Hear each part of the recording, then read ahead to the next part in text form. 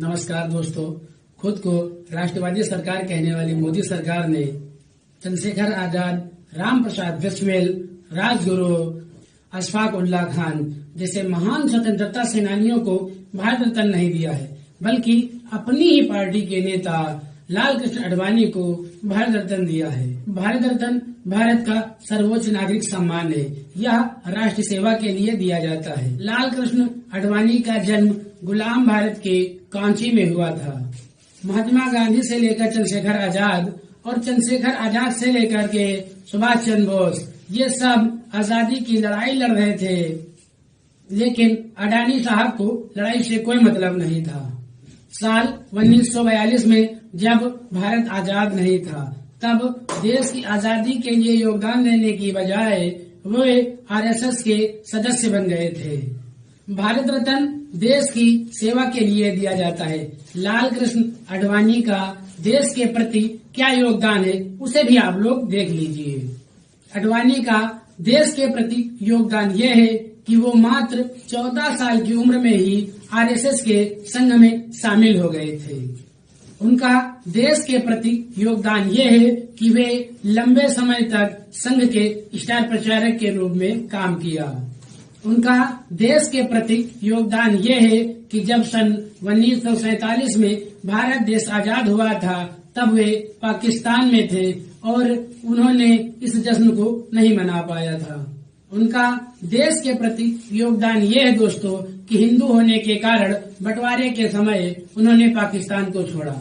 उनका देश के प्रति योगदान यह है कि वे बीजेपी के संस्थापक सदस्य हैं। उनका देश के प्रति योगदान यह है कि जब सन 1980 में बीजेपी का गठन हुआ था, तब वे एक मजबूत स्तंभ थे। उनका देश के प्रति योगदान यह है कि वे बीजेपी के सबसे लंबे समय तक अध्यक्ष रहने वाले नेता हैं। उनका देश के प्रति योगदान यह है कि उन्होंने हिंदू मुस्लिम करने में कोई कसर नहीं छोड़ी। उनका देश के प्रति योगदान यह है कि उनके रथ यात्रा के कारण बाबरी मस्जिद टूट गई, जिसके कारण सैकड़ों लोगों की जान गए और बहुत दंगे फसाद भी हुए। उनका देश के लिए योगदान यह है कि उन्होंने राम मंदिर और अपने चुनावी फायदे के लिए सोमनाथ से अयोध्या तक रथ शोभा यात्रा निकाली। उनका देश के प्रति योगदान यह है कि उन्होंने संविधान की धज्जियां उड़ाने में कोई कसर नहीं छोड़ी। उनका देश के लिए योगदान यह है कि वे उप प्रधानमंत्री रहे। ये सारे योगदान देश के लिए नहीं, बल्कि अपनी पार्टी के लिए है। तभी उनकी अपनी पार्टी ने उनको भारत रत्न दे दिया है। ऐसा माना जाता है कि देश के प्रधानमंत्री नरेंद्र मोदी ने राम मंदिर के उद्घाटन में उनको नहीं बुलाया था। इसी कारण पार्टी में उथल पथल मची हुई है, जिसके बाद उनको भारत रत्न दे दिया गया है। आडवाणी गुजरात के गांधीनगर से चुनाव लड़ते हैं।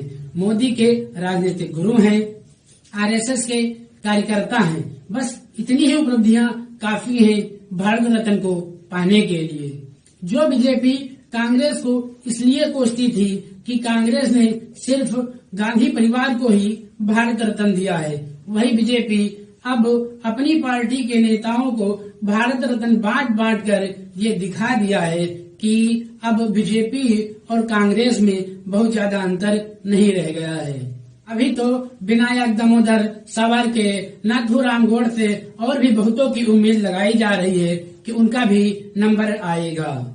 भारत रत्न जिसे भी मिलता है, वह व्यक्ति देश के लिए हमेशा हमेशा के लिए वीआईपी हो जाता है। दोस्तों, यह जरूरी नहीं है कि भारत रत्न सम्मान हर साल दिया जाए। ये तो केंद्र सरकार पर निर्भर करता है कि वो सम्मान देगी कि नहीं देगी। एक साल में 3 लोगों को भी सम्मान दिया जा सकता है। दोस्तों, भारत रत्न पाने वाले व्यक्ति को इनकम टैक्स न भरने की छूट दी जाती है। साथ ही वह सदन की बैठकों और सत्रों में भी भाग ले सकता है। भारत रत्न पाने वाले व्यक्ति को हवाई जहाज, ट्रेन, बस, इन सभी में निःशुल्क यात्रा मिलती है। भारत रत्न से सम्मानित व्यक्ति अगर किसी देश में घूमने जाता है तो उसे राज्य अतिथि का दर्जा मिलता है। दोस्तों कमेंट में बताओ कि लाल कृष्ण आडवाणी भारत रत्न के हकदार हैं कि नहीं हैं।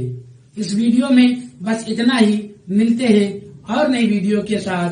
तब तक के लिए आप गोदी मीडिया से सतर्क रहें और अगर आपको हमारी यह वीडियो अच्छी लगी हो तो इसे लाइक करें और इस वीडियो को ज्यादा से ज्यादा शेयर करें। साथ ही हमें सब्सक्राइब और फॉलो जरूर करें। नमस्कार, जय हिंद।